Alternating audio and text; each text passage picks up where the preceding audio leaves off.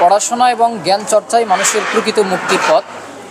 এই স্লোগানকে মাথায় রেখেই মধুর ক্যান্টিনে মুক্তির পাঠাগার নামে একটি পাঠাগার স্থাপনের ইচ্ছা পোষণ করি। সেখান থেকে আজকের পাঠাগারটি আমরা স্টার্ট করতে যাচ্ছি। তো আমাদের মূল চিন্তা হচ্ছে যে আমরা ঢাকা বিশ্ববিদ্যালয়ে সবাই মধুর ক্যান্টিনে আসি। এই মধুর ক্যান্টিনে এসে আমরা আড্ডা দিই, চা খাই, গল্প করি, আনুষঙ্গিক ব্যক্তিকেন্দ্রিক কাজও করি, রাজনৈতিক কাজই বেশি করি। তো আমাদের চিন্তাভাবনা হচ্ছে মানুষ এখানে এসে অবসর যে সময়টুকু পার করে, সেই সময়টুকুর মধ্যে যদি তার সঙ্গী হিসেবে বইকে পায়, সেটা আরও বেশি আলোক উজ্জ্বল করবে। আমার কাছে সেটাই মনে হয়। আমাদের ঢাকা বিশ্ববিদ্যালয়ে পড়াশোনার জন্য অনেকগুলো কেন্দ্রীয় গ্রন্থাগার আছে। কেন্দ্রীয় গ্রন্থাগার আছে একটি, বিজ্ঞান লাইব্রেরি আছে, বিজনেস ফ্যাকাল্টিতে সেমিনার আছে, কিন্তু এগুলোতে দেখা যায় সাধারণত একাডেমিক বা চাকরির পড়াশোনা বেশি হয়। তো আমাদের এই জায়গা থেকেও আরেকটা ইচ্ছা যে এখানে যারা একটু সময় কাটাতে আসবে তারা একাডেমিক পড়াশোনার বাহিরে এসেও যাতে করে সে সমাজ চিন্তা থেকে মুক্তির জন্য, দায় থেকে মুক্তির জন্য, সমাজকে নিয়ে ভাবার জন্য কিছু বই পায়, যে বইগুলো পড়ার মাধ্যমে সে নিজেকে আরও সমৃদ্ধ করতে পারবে। সাধারণত মধুর ক্যান্টিনে যারা আসে, সাধারণ যে ছাত্রছাত্রীর আসার যে পার্সেন্টেজ, এটা তুলনামূলক কম।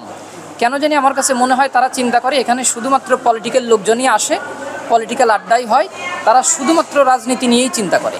তো জেনারেল স্টুডেন্টদের ইনভলভমেন্ট যাতে মধুর ক্যান্টিনে আরও হয়, এই লাইব্রেরিকে কেন্দ্র করে, এটা একটা আমার বড় পরিকল্পনা। আমরা first year, second year, third year, fourth ইয়ারের ছেলে মেয়ে এদিক থেকে যায়, কিন্তু মধুর ক্যান্টিনে খুব একটা স্বাচ্ছন্দ্যে ঢোকে না। এ ঢোকার পিছনে তারা ভেবেই নেয় যে এখানে জেনারেল যে অ্যাক্টিভিটিস, তার চাইতে রাজনৈতিক অ্যাক্টিভিটিসটাই অনেক বেশি। যদিও রাজনৈতিক কর্মকাণ্ড নিয়েই এই মধুর ক্যান্টিন গড়ে ওঠা, কিন্তু আমার কথা হচ্ছে যে সাধারণ ছেলেমেয়েরাও যাতে স্বাচ্ছন্দ্যে বই পড়ার উদ্দেশ্যেও মধুর ক্যান্টিনে আসতে পারে। তাদের মাথায় যাতে আরেকটি নতুন চেতনা সৃষ্টি হয় যে মধুর ক্যান্টিনে আমরা রাজনৈতিক গল্প, রাজনৈতিক আড্ডা না, ওখানে গেলে আমরা পড়ার জন্য সহায়ক হিসেবে বইও পাবো।